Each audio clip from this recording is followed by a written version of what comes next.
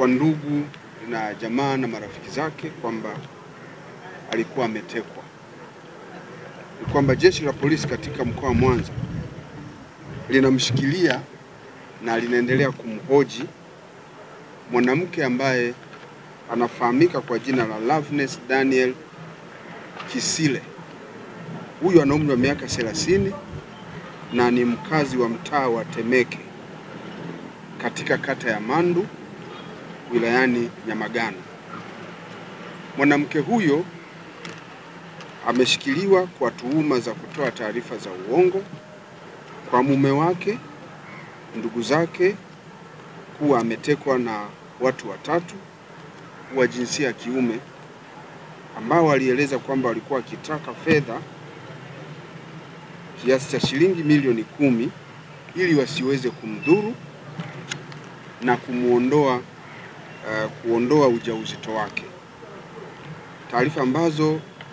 hakika hazikuwa za kweli na zilisababisha kuzuka kwa taharuki kwa mume wake, lakini kwa familia nzima, jamii, huku tokea tarehe 24 mwezi wa 9 mwaka huu, ambapo ilikuwa ni majira ya saa 5 za usiku huko katika mtaa wa Temeke kata ya Mandu wilaya ya Nyamagana, ambapo mtuhumiwa huyo Loveness Daniel Kisile alitoa taarifa hiyo ya uongo kwa kupigia simu mume wake aitwaye Hosea Joel Lusigwa kwamba ametekwa na watu watatu wa jinsia ya kiume ambao walikuwa wakitumia usafiri wa pikipiki na gari, na alidai kwamba namba za pikipiki na gari hakuweza kufahamu usajili wake. Alidai kuwa watu hao ambao walimkamata kwa nguvu na kumfunika uso kwa kutumia mfuko wa sulfate usoni ili wasiweze kutambulika kwa wepesi, na kudai kuwa waliondoka naye na kwenda naye sehemu ambayo yeye alikuwa haifahamu wakati huo. Taarifa hizo ziliripotiwa kituo cha polisi Nyakato, na mume wa mtuhumiwa akidai mke wake ametekwa na watu wasiojulikana, na watekaji hao wamemtaka watumie fedha kiasi cha shilingi milioni 10 kama ambavyo nimesema, na kuwa kama wasingetuma pesa hizo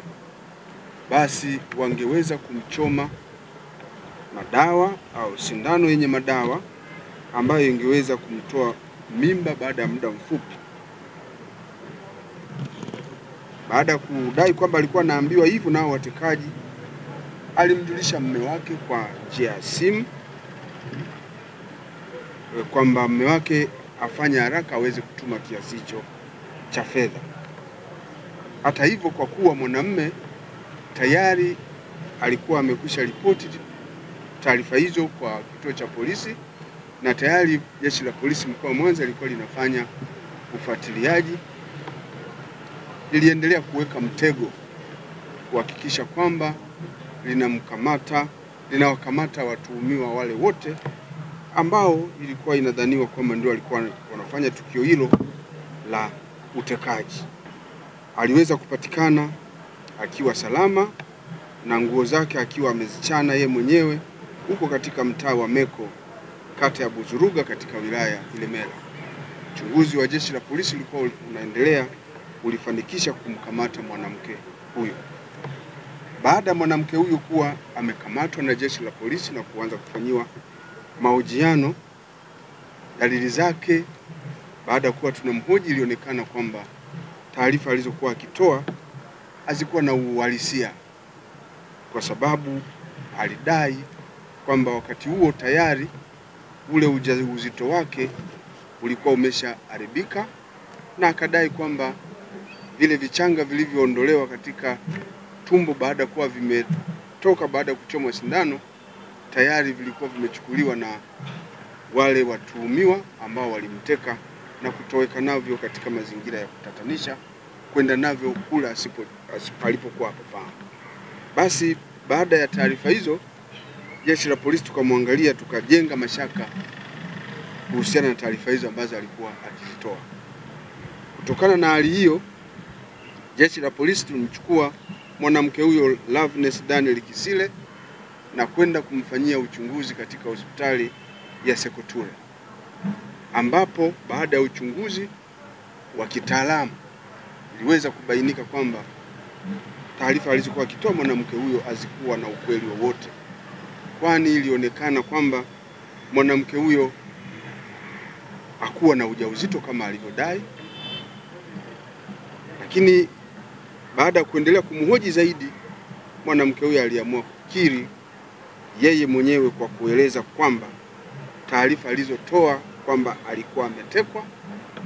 na watu wasiofahamika waliokuwa wakitumia pikipiki na gari, kwamba taarifa hizo alizikuwa na ukweli wowote. Hivi alisema taarifa hizo alizotoa